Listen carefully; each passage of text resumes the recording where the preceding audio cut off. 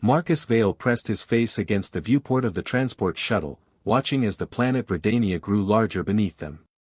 Swirls of emerald and gold painted the surface like an artist's masterpiece, while 3 silver moons hung in the lavender sky like celestial pearls. The Celestial Gardens research station emerged from the canopy, a breathtaking fusion of crystalline spires and living trees that seemed to pulse with their own inner light. "First time on Verdania?" asked the pilot, a grizzled spacer with kind eyes. "Yes," Marcus replied, adjusting his botanical equipment case. "I've been studying xenoflora for 8 years, but I've never seen anything like this." The pilot chuckled. "Wait until you meet the locals. The Verdanians are something else entirely, beautiful as their gardens and twice as mysterious." As the shuttle settled onto a landing pad woven from living vines, Marcus gathered his belongings and stepped into the warm, fragrant air. The oxygen content was slightly higher than Earth's, making him feel slightly lightheaded. Bioluminescent flowers lined the pathways, their petals shifting from blue to purple as his footsteps triggered their response. "You must be Marcus Vale," came a melodious voice behind him. He turned and nearly dropped his case. The woman approaching him was undeniably alien, yet utterly captivating. Her skin held a subtle greenish luminescence, like moonlight filtering through leaves. Delicate patterns of silver markings traced her temples and throat, pulsing gently with her heartbeat. Her hair cascaded in waves of deep forest green, and her eyes were the color of starlight, silver with hints of blue that seemed to shift like nebula clouds. She wore a flowing garment that appeared to be woven from flower petals and spider silk, conforming to her lithe figure while maintaining an air of ethereal grace. Most striking were the small, translucent wings folded against her back, reminiscent of a dragonfly's but infinitely more delicate. "I am Nixera Moonwhisper," she said, inclining her head gracefully. "I serve as the chief healer here at the research station. I have been asked to ensure your safe integration into our environment." Marcus found his voice after a moment of stunned silence. "It's an honor to meet you, Nixera. I'm Marcus, and I'm here to study your medicinal plants for potential applications in human medicine." "Fascinating," she said, her eyes lighting up with curiosity. "I have studied human anatomy in preparation for your arrival. Your species is quite remarkable, so different from our own physiology, yet apparently capable of surviving in our environment." As they walked along the vine-covered pathways toward the main research building, Marcus found himself stealing glances at his guide. The way she moved was almost hypnotic, each step seeming to make the plants around them lean toward her as if drawn by some invisible force. "Tell me," Nixera said, her voice taking on a clinical tone, "is it true that humans possess internal skeletal structures? Our medical texts mention something called bones, but I find it difficult to comprehend." Marcus smiled at her earnest curiosity. "Yes, we have an internal skeleton made of calcium-based structures. It provides support and protection for our organs." "How primitive yet elegant," she mused. "We Verdanians have a more fluid internal structure, cartilaginous supports that can adapt and shift as needed. It allows us greater flexibility but makes us more vulnerable to certain types of injury." They had reached a magnificent structure that seemed to be carved from a single massive tree trunk, its walls alive with flowing sap channels that glowed softly in the fading daylight. Nixera led him through corridors lined with healing gardens, each section containing plants that hummed with different energies. "Your quarters are here," she said, stopping before a door that spiraled open at her touch. "I must warn you, do not consume any plant matter without consulting me first. Many of our flora can be toxic to human physiology." Marcus nodded, setting down his cases in the surprisingly spacious room. The walls were transparent in places, offering views of the sprawling gardens beyond. "I'll be careful. I've had training in xenobotanical safety protocols." "Good," Nixera said, then hesitated. "Perhaps tomorrow you could show me some of your human botanical techniques. I am curious about your methods of plant analysis." "I'd be delighted," Marcus replied, surprised by how much he was looking forward to spending more time with her. After Nixera left, Marcus unpacked his equipment and tried to settle in. But his mind kept drifting to his enigmatic guide. There was something about her that went beyond mere alien beauty, a depth in those starlight eyes that suggested wisdom far beyond her apparent years. The next morning, Marcus awoke to find sunlight streaming through the transparent walls of his room. He dressed quickly and made his way to the central gardens, where Nyxera had agreed to meet him. She was already there, tending to a patch of crystalline flowers that chimed softly as she touched them. "Good morning, Marcus," she said, rising gracefully. "Are you ready for your first lesson in Verdanian botany?" "Absolutely," he replied, pulling out his portable scanner. "What can you tell me about these flowers?" "These are memory blossoms," she explained, her fingers dancing over the delicate petals. "They store and transmit emotional resonances. We use them in healing ceremonies to help patients process trauma." Marcus aimed his scanner at the flowers, but as he leaned closer, his elbow brushed against a cluster of innocuous-looking purple berries. Almost immediately, his skin began to tingle where he had made contact. "Oh no," Nyxera gasped, seeing the berries. "Marcus, you have touched fever fruit. It is highly toxic to warm-blooded species." Marcus looked down at his arm, which was already beginning to swell. Red welts were spreading up from the point of contact, and he could feel his heart rate accelerating. I don't feel so good," he managed before his knees buckled. Nyxera caught him as he fell, her strong arms surprisingly supportive. "I must get you to my healing chamber immediately," she said, her usual composure cracking with worry. She half-carried, half-guided him through the gardens to a secluded grove where a small building grew from the roots of an enormous tree. Inside, the air was thick with the scent of medicinal herbs and glowing fungi provided soft illumination. "Lie down here," she instructed, guiding him to a bed made of woven grass that was surprisingly comfortable. "I need to examine the extent of the contamination." Marcus tried to protest as she began pulling at his clothes, but his vision was starting to blur. "What are you doing?" "I must see how far the toxin has spread," she explained, her healer's training overriding any sense of modesty. "Fever fruit poisoning can affect the entire circulatory system." She peeled away his shirt, her cool fingers tracing the red welts that were now spreading across his chest. Marcus felt his face burn with embarrassment as she continued her examination, her touch clinical yet somehow intimate. "I need to check your extremities," she said, reaching for his belt buckle. "The toxin concentrates in areas of increased blood flow." "Wait, Marcus tried to object, but Nyxera had already tugged his pants down to his ankles.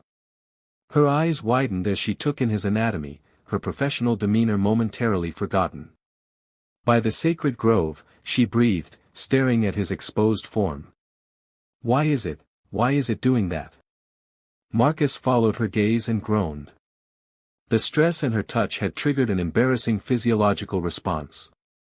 That's completely normal," he managed through his fevered haze. "It's an involuntary reaction to stimulation." Nyxera leaned closer, her scientific curiosity overcoming her shock. "It appears to be some sort of erectile tissue. Is this how humans prepare for reproductive activity?" "Among other things," Marcus muttered, wishing the ground would swallow him up. "Fascinating," she murmured, her fingers hovering just above his skin. "The blood flow patterns are completely different from Verdanian physiology. How does it hurt?" "No, it doesn't hurt," Marcus said, his voice strained. "But this is hardly the time for anatomical discussions. Shouldn't you be focusing on the poison?" Nyxera blinked, seeming to remember herself. "Of course. Forgive me, your alien physiology is simply so intriguing." She reached for a collection of glowing vials on a nearby shelf. "I must administer the antidote immediately." She began mixing a luminescent green liquid in a crystal bowl, her movements sure and practiced. "This may cause some unusual sensations," she warned. "The antidote works by accelerating your body's natural healing processes." She dipped her fingers in the mixture and began applying it to the welts on his chest. Marcus gasped as a cool, tingling sensation spread from each point of contact. The relief was immediate, but the touch of her fingers on his bare skin was doing nothing to help his other predicament. "The toxin has not spread as far as I feared," she said, her voice softly professional. "But I must treat all affected areas to prevent complications." Her hands moved lower, applying the antidote to welts that had appeared on his abdomen and thighs. Marcus gritted his teeth, trying to think of anything other than the feel of her cool, gentle fingers on his heated skin. "Your body temperature is elevated," she observed, pressing the back of her hand to his forehead. "Is this normal during the healing process?" "It's normal when a beautiful woman is touching me while I'm naked," Marcus said before he could stop himself. Nixera's silver markings flared brighter at his words, a blush visible even through her luminescent skin. "You find me attractive?" she asked softly. "Impossibly so," Marcus admitted, the fever making him reckless with honesty. "From the moment I saw you yesterday, I couldn't stop thinking about you." She was quiet for a long moment, continuing to apply the antidote with gentle, methodical strokes. "This complicates things," she finally said. "Interspecies attraction is not forbidden, but it is uncommon. And potentially problematic." "Why?" Marcus asked, though he was afraid he already knew the answer. "Because," she said, meeting his eyes with an intensity that made his breath catch, "I find myself equally attracted to you, Marcus Vale. And that could make your stay here much more complicated than either of us anticipated." As the antidote completed its work and the welts faded from his skin, Marcus realized that his initial poisoning might have been the least dangerous thing to happen to him since arriving on Verdania. The way Nixera was looking at him, with a mixture of scientific fascination and unmistakable desire, suggested that his mission to study alien plants was about to become far more personal than he had ever imagined. "The immediate danger has passed," she said softly, her fingers still resting on his chest where she could feel his heartbeat. "But I should monitor you for the next few hours to ensure there are no complications." "I'd like that," Marcus said, covering her hand with his own. "I'd like that very much." As the twin suns of Verdania set beyond the crystal walls of the healing chamber, neither Marcus nor Nixera could have predicted that this moment of vulnerability and care would be the beginning of something that would challenge everything they thought they knew about love, duty, and the boundaries between species. Nixera couldn't sleep. Long after she had ensured Marcus's full recovery from the fever fruit poisoning, her mind continued to race with images of their encounter in the healing chamber. She paced the curved walls of her sanctuary within the great mother tree, her bare feet silent on the living wood floor that pulsed gently with the tree's heartbeat. The silver markings along her temples and throat flickered with agitation, a telltale sign of emotional turmoil that she couldn't suppress. In all her years as a healer, she had treated countless beings from various species, maintaining perfect professional detachment. But something about Marcus Vale had shattered that carefully constructed barrier. She paused before the wall of luminescent crystals that served as her meditation focus, watching the way they responded to her emotional state with shifting patterns of blue and gold light. "What is happening to me?" she whispered to the ancient tree that housed her chambers. A warm breeze stirred through the room, carrying the whispered response of the mother tree's consciousness, a gentle reminder that attraction and connection were as natural as the growth of new leaves in springtime. But Nixera had dedicated her life to healing others, putting their needs before her own desires. The intensity of what she felt for Marcus frightened her. A soft chime indicated someone at her door. Nixera's hearts, she had two, as did all Verdanians, began to race as she sensed Marcus's presence beyond the threshold. She touched the door's sensor, and it spiraled open to reveal him standing in the moonlit corridor, looking uncertain but determined. "I hope I'm not disturbing you," he said, his voice soft in the night air. "I couldn't sleep, and I needed to see you." "I could not rest either," she admitted, stepping aside to let him enter. "The events of today have left me unsettled." Marcus looked around her private chambers with obvious wonder. The space was unlike anything he had seen, living walls that breathed, furniture that had grown rather than been built, and everywhere the soft glow of bioluminescent organisms that created an atmosphere of ethereal beauty. "Your home is incredible," he said, his eyes eventually returning to her. It's like being inside a living organism. The mother tree has sheltered my family line for 7 generations, Nixra explained, gesturing for him to sit on a moss-covered seat that molded itself to accommodate his form. We are not separate from nature here, we are part of it. Marcus settled into the surprisingly comfortable seat, watching as Nixra moved gracefully to prepare tea from glowing leaves. Her every movement seemed choreographed by some invisible force, as if she were dancing to music only she could hear. Earlier today, he began carefully, when you were treating me, you seemed fascinated by human anatomy. Was it purely scientific curiosity? Nixra's markings flared brighter as she poured the luminescent tea into crystal cups. Initially, yes. Our medical texts contain only basic information about human physiology. But when I saw you... She paused, searching for the right words. I found myself responding to you as a female responds to an attractive male, regardless of species. She brought him the tea, their fingers brushing as he accepted the cup. The contact sent a jolt of electricity through both of them, and Nixra quickly withdrew her hand.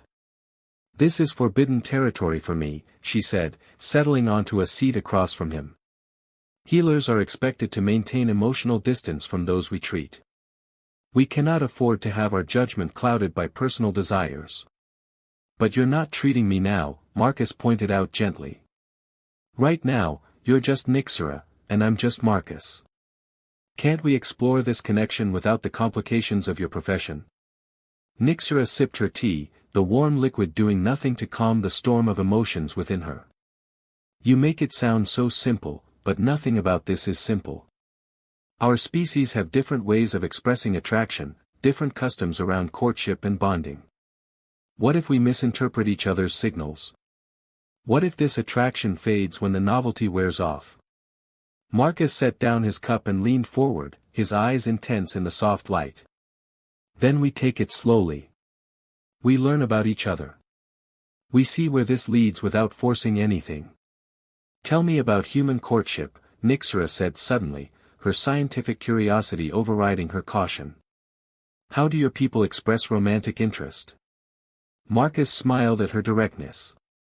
It varies widely, but usually it starts with spending time together, sharing conversations, learning about each other's interests and dreams. Sometimes there's gift-giving, shared meals, physical gestures of affection. Physical gestures. Nixra's wings flutter nervously behind her. Such as holding hands, embracing, kissing. Marcus trailed off, watching her reaction. Kissing, she repeated thoughtfully. The joining of mouths. This is pleasurable for humans. Very much so, Marcus said, his voice slightly husky. It's intimate, a way of sharing breath and taste and closeness. Nixra rose from her seat and moved to the crystal wall, her reflection fractured into 1,000 sparkling images. Verdanians have different customs. We share energy through touch, allowing our life forces to intermingle temporarily. It creates a deeper connection than your kissing, I think. Show me, Marcus said, standing and moving to join her at the wall. She turned to face him, her expression uncertain. It is very intimate, Marcus. Once our energies touch, we will be able to sense each other's emotions, at least temporarily. Are you certain you wish this? I've never been more certain of anything, he replied, reaching out to cup her face in his hands. Nixra closed her eyes and placed her palms flat against his chest, over his heart. Immediately, Marcus felt a tingling sensation as her bioluminescent markings began to pulse in rhythm with his heartbeat. The feeling intensified, becoming a warm current that seemed to flow between them. Oh, Marcus breathed as he suddenly felt what she was feeling, the wonder, the fear, the desire, the deep loneliness that she kept hidden behind her healer's composure. In return, she gasped as his emotions flooded into her, his fascination with her world, his growing affection for her, his own fears about crossing species boundaries. This is beautiful, she whispered, her eyes still closed as their energies continued to dance together. I can feel your curiosity, your gentleness, your desire for me. And I can feel yours, Marcus said, amazed by the intimacy of the connection. You're not as composed as you pretend to be. You want this as much as I do. Their eyes opened simultaneously, and Marcus saw his own wonder reflected in her starlight gaze. Without thinking, he leaned down and pressed his lips to hers, combining human and Verdanian intimacy. The kiss was electric, literally. Her natural bioelectricity created a tingling sensation that enhanced every point of contact. Nyxera made a soft sound of surprise and pleasure, her wings spreading slightly as she melted into the kiss. When they finally broke apart, both were breathing heavily. That was. She began. Incredible, Marcus finished. I've never felt anything like that energy sharing. Nor I your kissing, she admitted, her markings pulsing with a warm golden light. It is more aggressive than our way, but also, passionate. They stood close together, foreheads touching, sharing breath and heartbeats. Marcus could still feel echoes of her emotions through their fading connection, contentment, wonder, and a growing sense of rightness. I should return to my quarters, he said reluctantly. I don't want to compromise your reputation. Perhaps, she agreed, though her hands remained on his chest. But first, tell me more about human customs. If we are to explore this connection, I should understand your ways better. Marcus smiled at her eagerness to learn. Humans believe in taking time to know each other's minds as well as hearts. We share our histories, our dreams, our fears. We learn each other's preferences and dislikes. Then tell me a dream of yours, she said, settling back onto her seat and pulling him down beside her. I dream of discovering plants that could revolutionize medicine, Marcus said. Of finding cures for diseases that have plagued humanity for centuries. But lately I've been dreaming of staying here, of learning more about your world and your people. Of learning more about you. Nyxera's wings fluttered with pleasure at his words. And I dream of bridging the gap between our species through healing. Of learning whether what I feel for you could grow into something lasting, something real. They talked through the night, sharing stories and dreams and gentle touches. As the 3 moons set and the twin suns began to rise, Marcus finally prepared to leave. Will you meet me in the research gardens today? He asked, taking her hands in his. Yes, she said, squeezing his fingers. But we must be discreet. The other healers would not understand, and your research mission must remain your priority. Right now, getting to know you feels like the most important research I could possibly do, Marcus said, bringing her hands to his lips and kissing her knuckles gently. As he left her chambers, Nyxera touched her lips where he had kissed her, marveling at the lingering sensation. The energy sharing had shown her the depth of his character, his honesty, his passion for discovery, his capacity for tenderness. For the first time in her life, she found herself considering the possibility of love beyond the boundaries of her own species. The mother tree's consciousness stirred around her, offering comfort and encouragement. Even the ancient tree seemed to approve of this unlikely connection between species. Perhaps, Nyxera thought as she prepared for the day ahead, some bonds were meant to transcend the barriers that others saw as insurmountable. When she met Marcus in the research gardens later that morning, her hearts raced at the sight of his smile. Whatever challenges lay ahead, she knew that exploring this connection with him would change her life forever. The question was whether she had the courage to embrace that change completely. Taven Cross had been watching the perimeter monitors for 3 hours when the first energy signature appeared on his scanners. As head of security for the Celestial Gardens research station, he'd learned to trust his instincts, and right now, every instinct was screaming danger. Proximity alert, he muttered into his comm unit, his weathered hands dancing across the holographic controls. Unidentified vessels approaching from the northern quadrant. Configuration suggests raider craft. The response came immediately from his friend Marcus, who was currently in the restricted medicinal gardens with the Verdanian healer he'd become so enamored with. How many ships, Taven? 6, maybe 7. They're using some kind of cloaking tech that's interfering with our sensors. Taven's gray eyes narrowed as he studied the readings. At 42, he'd seen enough combat to recognize a coordinated assault when he saw one. Marcus, get yourself and Nixera to the safe chambers. This isn't a random attack. Taven was already moving toward the armory when a voice stopped him cold. Human security officer, came a melodious but commanding tone behind him. You will need assistance. He turned to see a Verdanian woman unlike any he'd encountered during his 6 months on the station. Where Nixera was ethereal and delicate, this woman radiated power and danger. She stood nearly as tall as his 6-foot frame, her lithe body clearly built for combat. Her skin held a deeper green luminescence than Nixera's, and intricate golden markings covered her arms and face like living tattoos. Her hair was silver white, braided with what looked like thorns, and her wings, larger and more pronounced than Nixera's, were folded against her back like a warrior's cloak.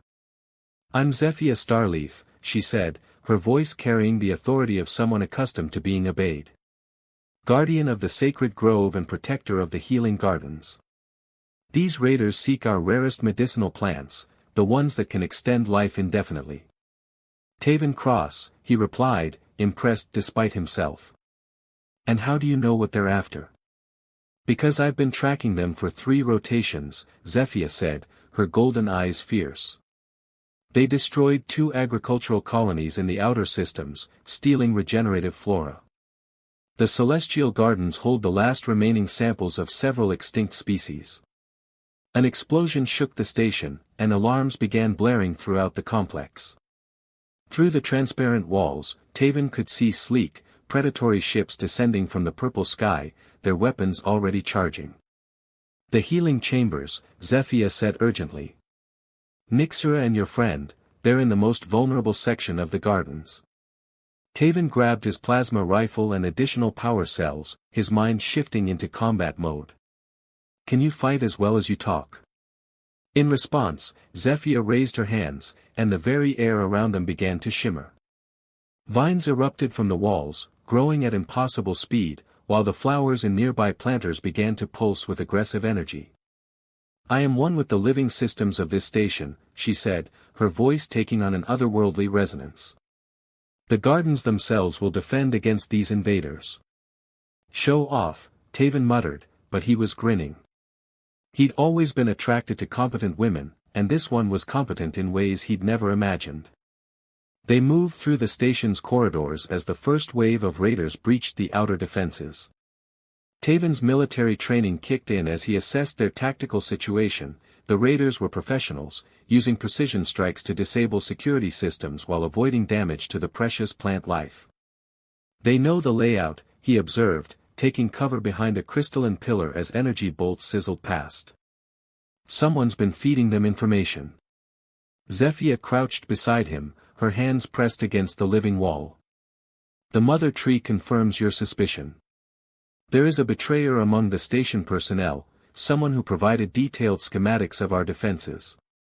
More explosions rocked the station, and Taven's comm unit crackled with panicked reports from the security teams. Ma'am, with respect, we can discuss traitors later. Right now we need to get to Marcus and Nixera before. His words were cut off by a massive detonation that sent shockwaves through the entire structure. Emergency lighting flickered on as the main power grid failed, bathing everything in an eerie red glow.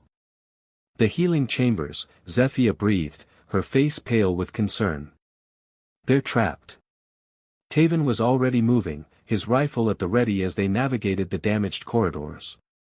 Behind them, he could hear the distinctive whine of raider weapons and the shouts of their security teams engaging the enemy. But his focus was entirely on reaching his friend and the woman who'd captured Marcus's heart. They found the healing chambers in chaos. A massive tree branch had fallen across the entrance, sealing Marcus and Nixera inside. Through the transparent sections of the wall, Taven could see them working frantically to treat injured station personnel who'd sought shelter there. Can you move this? Taven asked, indicating the fallen branch. Zephia placed her hands on the bark, her markings flaring with golden light. The tree is badly damaged, but not dead. I can convince it to shift, but it will take time we may not have. As if to emphasize her point, the sound of approaching footsteps echoed through the corridor. Taven spun, his rifle raised, as a squad of raiders rounded the corner. Their armor was sleek and black, their weapons designed for precision rather than destruction. "Surrender, and we'll let you live," their leader called out, his voice distorted by his helmet speakers. "We only want the medicinal samples." "Counteroffer," Taven replied, his finger tightening on the trigger. "You leave now, and I won't have to explain to your families why you're not coming home." The firefight that followed was brief but intense. Taven's years of combat experience showed as he used the natural cover of the corridor to his advantage, while Zephyr demonstrated abilities that defied everything he thought he knew about plant manipulation. Vines erupted from the walls to entangle the raiders, while poisonous spores filled the air around their enemies. "Impressive," Taven said as the last raider fell. "Remind me never to get on your bad side." "I am impressed as well," Zephyr replied, her golden eyes studying him with new interest. "Your tactical skills are appealing." There was something in her tone that made Taven look at her more closely. Despite the danger, despite the chaos around them, he found himself noticing details he'd missed before: the graceful curve of her neck, the way her luminescent markings pulsed with her heartbeat, the fierce intelligence in her eyes. "We should focus on the rescue," he said, though his voice had grown slightly husky. "Of course," she agreed, but her hands lingered on his arm as she guided him back to the fallen branch. Working together, they managed to create a small opening in the debris. Marcus's face appeared on the other side, streaked with dirt but unharmed. "Taven. Thank God. Is the station secure?" "Working on it," Taven replied. "How many injured do you have in there?" "5, including 2 children," Nixra's voice came from deeper in the chamber. "They need immediate evacuation to the medical wing." "The medical wing's been compromised," Zephyr said. "The raiders targeted it specifically. We'll need to move everyone to the sacred grove, it's the most defensible location." As they worked to evacuate the trapped personnel, Taven found himself working in perfect synchronization with Zephyr. She anticipated his moves, supported his efforts, and covered his blind spots with the instinctive ease of a longtime partner. When their hands touched while lifting an injured researcher, the contact sent an electric thrill through both of them. "You're full of surprises," Taven said as they paused between evacuations. "As are you," Zephyr replied, her fierce expression softening momentarily. "I have fought alongside many warriors, but few with your intensity." "Is that good or bad?" "It is intriguing," she said, her golden markings flaring brighter. "When this crisis is over, perhaps we could discuss your combat techniques more thoroughly." Despite the danger, Taven felt a grin tug at his lips. "I'd like that." The final phase of the battle took place in the sacred grove, where the ancient trees themselves seemed to join the fight. Zephyr's connection to the living systems of the station allowed her to coordinate a defense that turned the raiders' technological advantage against them. Roots erupted from the ground to trip their enemies, while branches swayed to block their escape routes. Taven provided covering fire and tactical coordination, his military experience proving invaluable in organizing the scattered security teams into an effective fighting force. Together, he and Zephyr made a formidable team, his tactical expertise combined with her mystical abilities. When the last raider ship finally retreated into the purple sky, the celestial gardens were scarred but intact. The most precious medicinal plants had been saved, and the casualties had been minimal thanks to Nixra's healing skills and the quick thinking of the station's personnel. As dawn broke over Verdania, painting the sky in shades of gold and rose, Taven found himself standing beside Zephyr in the sacred grove. The ancient trees whispered around them, their leaves rustling with what sounded almost like approval. "We fought well together," she said, her voice soft in the morning light. "We did," Taven agreed, studying her profile. "I've never seen anything like what you did with the plants. It was like magic." "Not magic," Zephyr corrected, turning to face him. "Connection. Understanding. The ability to listen to what the living world is trying to tell you." "And what is it telling you now?" Taven asked, stepping closer. Zephyr's golden markings pulsed with warm light as she met his gaze. "It is telling me that some connections transcend species, that some partnerships are written in the very fabric of nature itself. I'm not much of a nature mystic, Taven said, reaching up to touch her face gently. But I know chemistry when I feel it. And what I feel when I look at you, it's unlike anything I've ever experienced. Then perhaps, Zephia said, her voice dropping to a whisper, it is time for both of us to explore new territories. When their lips met, it was with the intensity of two warriors who had found something worth fighting for. The kiss was fierce and tender, passionate and gentle, a perfect fusion of their contrasting natures. Around them, the sacred grove seemed to pulse with approval, the very trees bending closer as if to bless their union. As they broke apart, both breathing heavily, Taven could see Marcus and Nyxra watching from the entrance to the grove. His friend was grinning widely, while the Verdanian healer looked pleased by this new development. Looks like we're not the only ones finding love across the stars, Marcus called out, his arm around Nyxra's waist. Love, Zephia repeated thoughtfully, testing the word. Is that what this is, Taven Cross? I don't know, Taven admitted, his hand still framing her face. But I'd like to find out. If you're willing to teach a stubborn human about the mysteries of your world. And if you're willing to show me what it means to be a warrior of the heart as well as the battlefield, Zephia replied. As the four of them walked back toward the station to begin the work of rebuilding, Taven couldn't help but smile. He'd come to Verdania as a security officer, focused solely on protecting the research mission.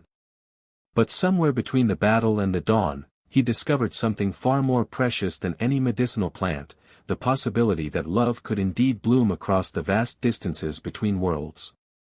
The raiders had been defeated, but the real adventure was just beginning. And for the first time in his life, Taven Cross found himself looking forward to exploring territory that couldn't be mapped or conquered, only experienced with an open heart and a willing spirit.